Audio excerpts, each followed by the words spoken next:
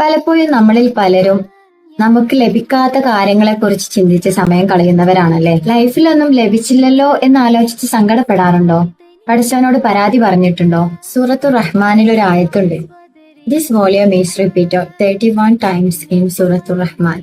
فبأي آلاء ربكما تكذبان Then which of the favor of your Lord will you deny? അപ്പോൾ നിങ്ങളുടെ റബ്ബിന്റെ ഏത് അനുഗ്രഹങ്ങളെയാണ് നിങ്ങൾ നിഷേധിക്കുന്നത്? This voice is not just a question. It is a reminder. Everything we have from Allah.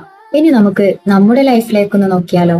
Health, food, family, air, ice, ഇതൊക്കെ നമുക്ക് കിട്ടിയ ഏറ്റവും വലിയ അനുഗ്രഹമല്ലേ. Don't count problems, count blessings. Show gratitude. Allah gave everything.